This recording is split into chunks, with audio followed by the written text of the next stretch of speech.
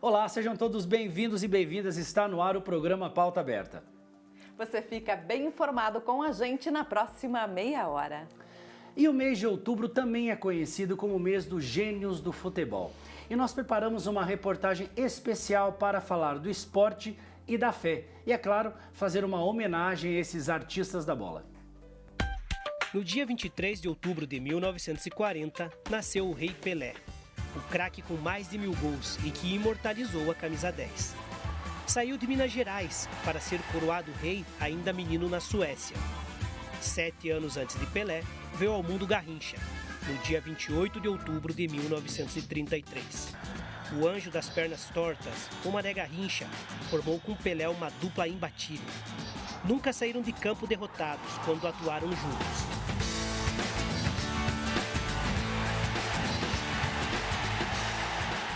No dia 30 de outubro de 1960, nasceu Diego Armando Maradona, o homem que carregou nas costas a Argentina inteira na Copa de 86. Dieguito derrotou o exército inglês com um gol antológico que deu aos hermanos o bicampeonato mundial. Por isso, outubro é considerado o mês dos gênios da bola. E quando o assunto é futebol, não tem como negar a grande paixão do brasileiro por esse esporte.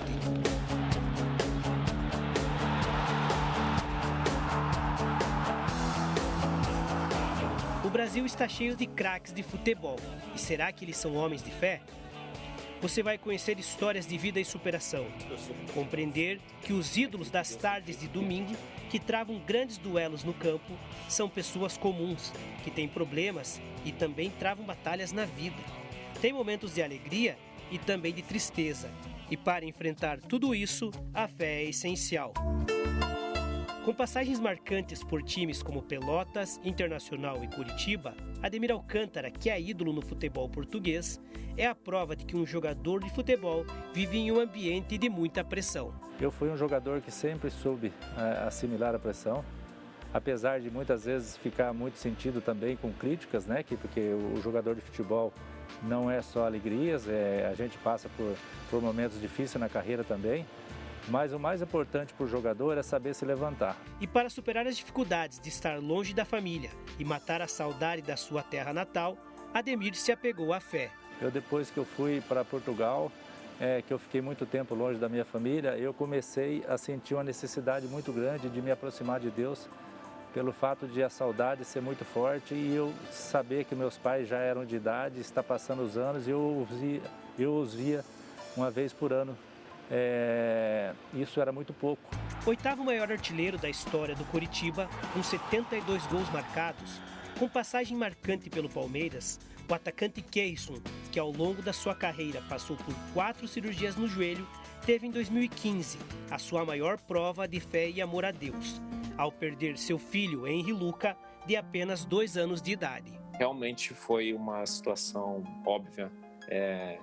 Tão profissionalmente e pessoalmente a mais séria, mas a gente foi pego, posso dizer assim, de repente, né? Nosso filho estava 2 dias conosco lá na igreja e 2 dias depois ele já não estava mais entre nós. Mesmo com essa grande perda e uma dor que não se explica, Keison e a sua família sempre encontraram em Deus a força para seguir em frente e continuar a vida. Foi a partir daquele momento que Deus começou a gente foi a entender mais ainda que mesmo em momento de luto, mesmo de morte, né, Deus tem cuidado e eu queria testemunhar isso. Deus realmente ele tem cuidado de nós. Isso vai fazer 5 anos agora em novembro. Diferente de Keison e Ademir, que no decorrer do caminho se aproximaram definitivamente de Deus, Thalisson Kelvin, de 22 anos de idade, que joga no CRB de Alagoas, mas veio da base do Curitiba, teve desde muito cedo o incentivo da família para viver a sua fé e religião. Fui criado dentro da igreja, com a minha família, com meu pai, com a minha mãe. Minha mãe é ministra da palavra, ministra da Eucaristia. Sempre me levava todos os domingos nos grupos de reflexões, levava para catequese, sempre estava ali. E isso eu levei para a vida, levo para minha vida, para os meus companheiros. Sempre que pode, ele visita o Santuário Nossa Senhora de Guadalupe e Jesus das Santas Chagas, além de acompanhar o padre Reginaldo Manzotti pelo rádio e pelas novenas que vão ao ar pela TV Evangelizar. Minha mãe é muito devota, né? Minha mãe sempre foi e ela sempre acompanhava o padre pela rádio na minha cidade. E daí em 2018, ela e minha irmã foram morar comigo. Então a gente tava sempre participando. Aí agora, principalmente na pandemia, que a gente não podia sair, a gente ficou fazendo todas as coisas junto com o padre, estava sempre acompanhando. Estava sendo um momento muito importante, assim, na pandemia, estar junto com o padre acompanhando. Assim, foi algo muito bom para nossa espiritualidade. 3 histórias de vida, 3 caminhos distintos, que se cruzam por 2 pontos em comum: a fé e o esporte. Histórias que mostram que quando o jogo acaba, as arquibancadas se esvaziam e os gritos da torcida cessam, os protagonistas no campo se tornam apenas homens comuns, cheios de esperança e fé nos propósitos de Deus. Na região de Floresta, no noroeste do Paraná, os produtores rurais estão finalizando o plantio da soja. Neste ano, por causa da falta de chuva e das altas temperaturas, o plantio começou cerca de um mês mais tarde do que em anos anteriores. Depois de mais de 4 meses, as máquinas voltaram a trabalhar nas lavouras do noroeste do Paraná. O vazio sanitário, que começou no dia 10 de junho, terminou em 10 de setembro. Mas por causa da falta de chuva e das altas temperaturas, o plantio da soja começou cerca de um mês mais tarde do que em anos anteriores. No ano passado, nas propriedades do seu Luiz Palaro, o plantio começou em 15 de setembro. Mas neste ano só foi possível lançar as sementes a partir de 15 de outubro. O solo estava muito seco, não tinha condições e não tinha boas previsões de chuva. Quando o solo está seco, mas tem boas previsões, frente fria grande, a gente arrisca. Mas esse ano não tinha, então ninguém quis arriscar. Mesmo estando acostumado com as variações no clima, o produtor Agnaldo Campagnoli reconhece que as temperaturas registradas em setembro foram bem acima do esperado. Já fazia uns par de anos que a gente não via uma situação dessa. Ano passado já foi um pouco anormal, atrasamos um pouco mais do que o esperado e esse ano atrasou muito mais do que o ano passado, né? Deu uma variação muito grande. Que eu me recordo, já faz muito tempo que não acontece uma situação desta. Apesar do plantio ter começado mais tarde neste ano, não há previsão de prejuízos nas lavouras de soja, que já estão germinando. Isso porque, na região, a janela de plantio se estende até meados de novembro. O problema é que quando a soja é plantada mais tarde, pode impactar no desenvolvimento do milho safrinha. No caso do seu Luiz, ele já espera uma redução na produtividade do milho. A soja está dentro da janela de plantio, novembro não é uma época boa. O problema é que a gente, pensando em plantar essa soja em setembro, a gente adquiriu sementes de milho de alta produtividade e esse milho não é recomendado para plantar em março. O produtor ele se organiza, ele se prepara, mas ele não tem o domínio do tempo, né? O tempo a gente tem que aguardar e ver o melhor período, né? Ele se organiza, projeta tudo da maneira ideal, mas nem sempre consegue fazer naquilo que ele projetou, na data que ele quer plantar, né? Então nós somos uma indústria céu aberto e isso acontece mesmo. Bom, e agora a gente vai contar para você uma história, né, Patrícia, extremamente emocionante. Bom, uma paciente do Hospital Pequeno Príncipe, de apenas 10 anos, ela está na fila por um transplante de coração. Paty, uma criança como essa, está na fila do transplante, qual que você acha que seria o pedido dela ali para os médicos, para os pais? O que você acha que ela iria pedir? Um brinquedo, uma festinha. Alguma coisa assim, né? Mas olha só, gente, ela pediu que ela gostaria de fazer a primeira comunhão, Paty. E é claro que ela foi prontamente atendida, olha só. De vestido branco e flores no cabelo, a Gabriela, de apenas 10 anos, realizou um sonho: receber a Sagrada Eucaristia. Sonho que parecia distante, já que ela está internada na UTI de um hospital infantil de Curitiba por causa de uma doença cardíaca. A pequena aguarda um transplante de coração, mas nem isso pôde impedi-la. E eu estando na capela, a irmã chegou lá. E eu chorando para ela, eu falei, nossa, irmã, o sonho dela era fazer primeira comunhão, crisma, tudo, e agora a gente vai ter que interromper esse sonho, pois ela ainda está no segundo tempo da Eucaristia, né? E a irmã, não, nós vamos realizar esse sonho dela. Ela falou, eu posso contar com você? Você confia em mim? Eu falei, confia, irmã. Ela, então deixa que eu vou resolver tudo. Em 3 dias a irmã resolveu tudo. E o sonho se tornou realidade. Toda a equipe do hospital se mobilizou para que isso acontecesse. Todo mundo mundo queria fazer alguma coisa. Médico queria, enfermagem queria, técnico queria, todo o pessoal de hotelaria, irmã, precisa alguma coisa? Então isso é uma satisfação, porque não foi um desejo meu, foi um desejo da criança e toda uma equipe envolvida. É isso que é gratificante. A celebração, presidida por Dom José Antônio Peruso, arcebispo metropolitano de Curitiba, foi breve, por conta do estado de saúde da Gabriela. Seguindo todas as medidas de segurança, ela recebeu a tão sonhada primeira Eucaristia, um momento de muita emoção para toda a família. É a igreja que se une a uma filha sua,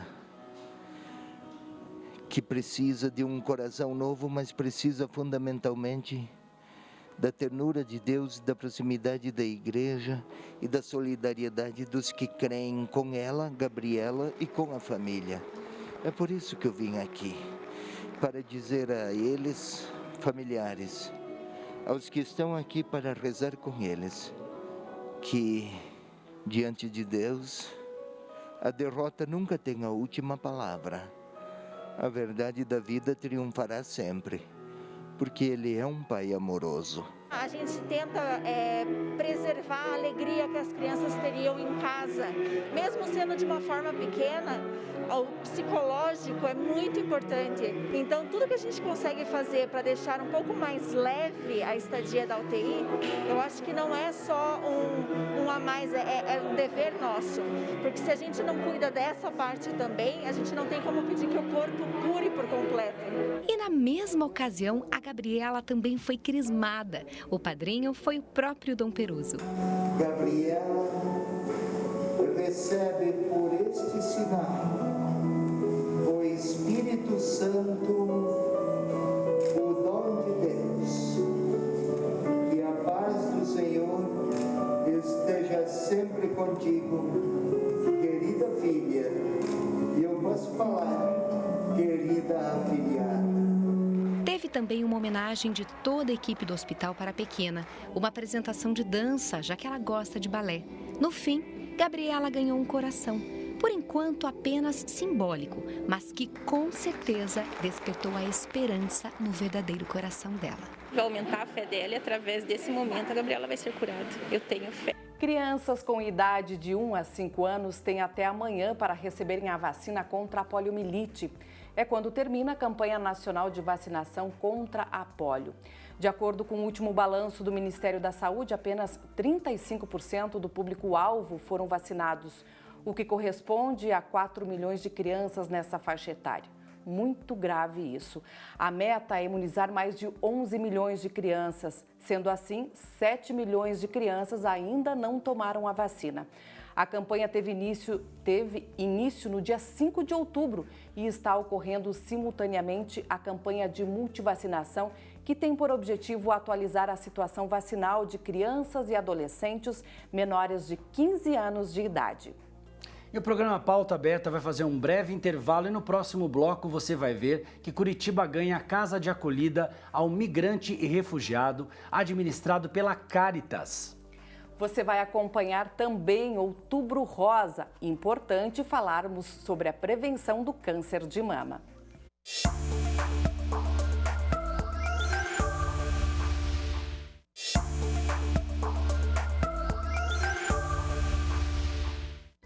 O Ministério de Minas e Energia autorizou a Petrobras a exercer atividades de importação de gás natural da Bolívia em volume total de até 10 milhões de metros cúbicos por dia. A autorização, válida até o final de 2020, foi publicada essa semana no Diário da União e envolve ainda aval para importação adicional de até 1 milhão de metros cúbicos por dia para uso no sistema de transporte. De acordo com a publicação do Ministério, o gás a ser importado terá como mercado potencial o atendimento à demanda de usinas termoelétricas, com transporte através do gasoduto Bolívia-Brasil. O local de entrega do insumo será na fronteira entre os dois países, em Corumbá, no Mato Grosso. E domingo é dia do programa Terra Boa. Agora, então, você confere um recado do Adilson Arantes. Oi, gente, tudo bem? Estou passando aqui para fazer o convite e o lembrete, né? Domingo, 6h30 da manhã, tem Terra Boa aqui na TV Evangelizar para todo o Brasil. Veja um trecho de uma reportagem que nós preparamos. O ovo é considerado o alimento mais consumido no mundo. O segundo mais completo da nossa alimentação, segundo especialistas, atrás somente do leite materno. Cada brasileiro come em média 212 ovos por ano. E se este é um alimento importante, nada mais justo que tratar as produtoras desse bem tão precioso com o carinho que elas merecem, não é? Este é o pensamento desta família do Rio Engano em Alfredo Wagner, que hoje é referência no estado. A produção de ovos caipiras é totalmente orgânica. Viu só que bacana? Convite feito, hein? Domingo, 6h30 da manhã, Terra Boa. Eu espero você. Então é isso aí, gente. Reforçando o convite do Adilson Arantes, domingo, 6h30 da manhã, aqui na TV Evangelizar. E lembrando que você pode rever esse programa e todos os outros programas da nossa grade no canal oficial do YouTube. Esse daí, ó, esse endereço está entrando aí no seu vídeo.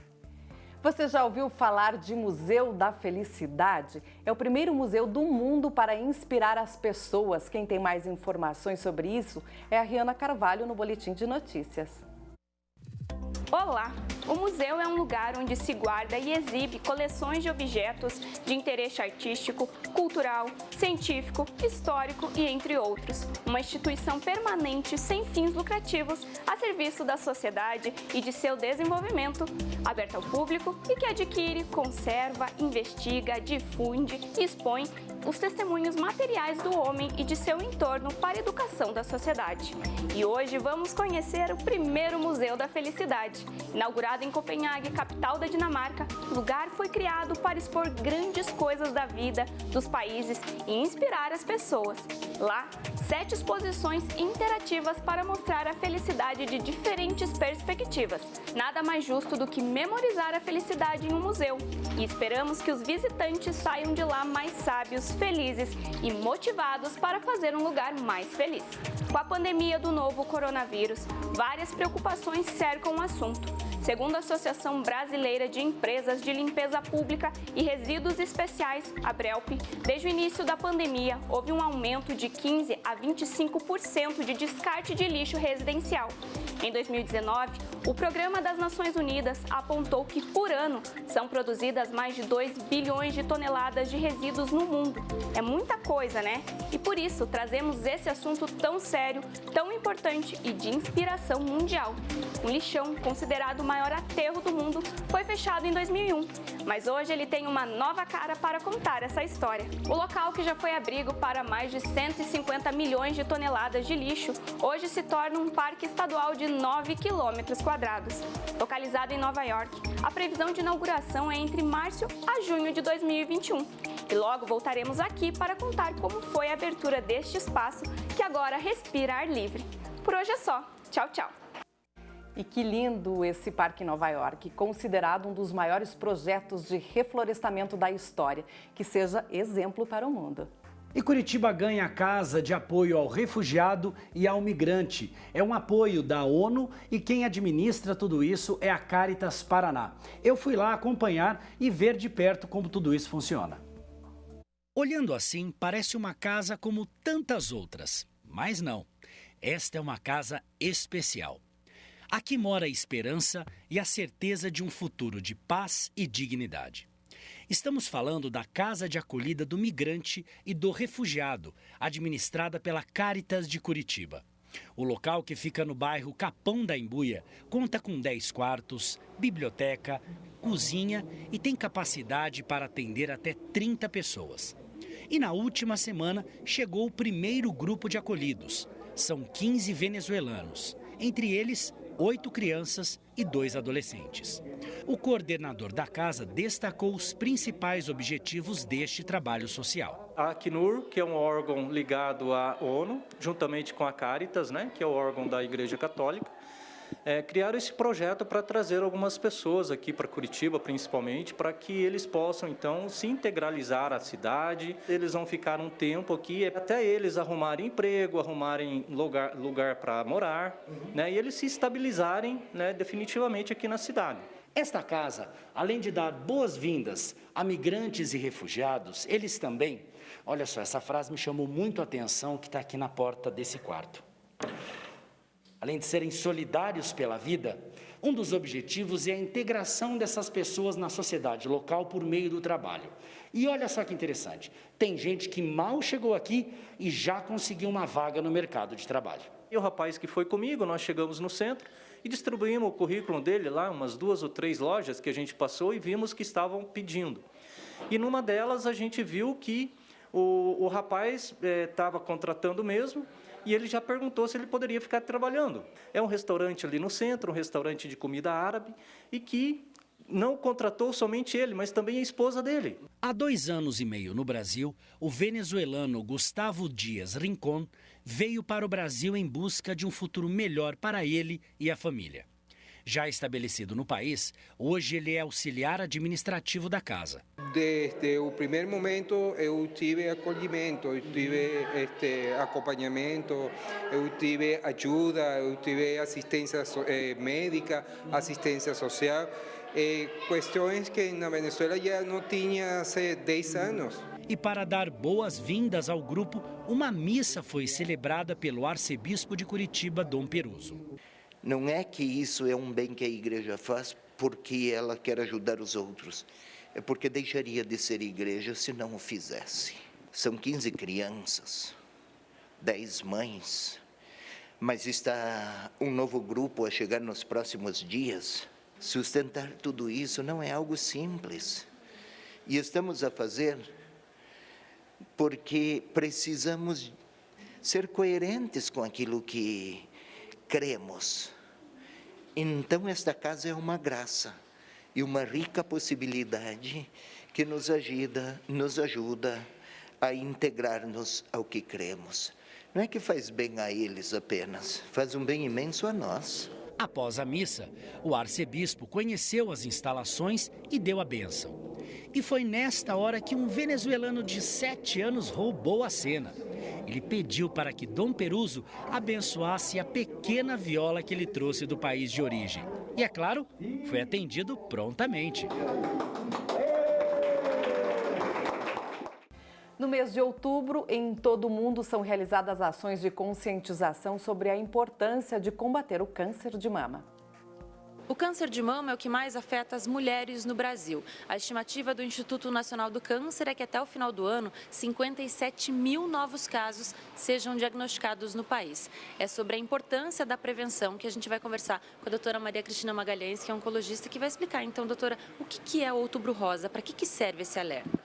Outubro Rosa, na verdade, nada mais é do que uma campanha de conscientização da população sobre a necessidade da prevenção e da detecção precoce do câncer de mama nas mulheres. De que maneira que isso é feito? Principalmente com mamografia, tá? Com os exames de mamografia, que eles devem ser anuais nas mulheres acima de 40 anos. E a gente tem que tentar também identificar as mulheres de alto risco para começar essa prevenção o quanto antes.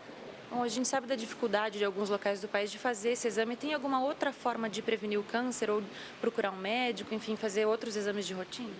Sim, existe também a forma, como a gente não tem um grande impacto em redução de mortalidade, mas uma forma muito importante que nós orientamos as mulheres é a realização do autoexame, para que elas possam se conhecer, entender como é a mama da mulher, da sua própria mama, e uma vez detectando qualquer alteração na mama, que essa mulher procure imediatamente o médico. Porque a gente vê também casos de câncer de mama em mulheres abaixo de 40 anos. Então, nós sabemos que acima de 40 anos é necessário fazer um screening pelo maior número de casos. No entanto, as mulheres abaixo de 40 anos também devem se preocupar, ainda mais se tiver uma história na família sobre câncer de mama. Bom, e a partir do momento do diagnóstico ou de notar alguma alteração, o que deve ser feito?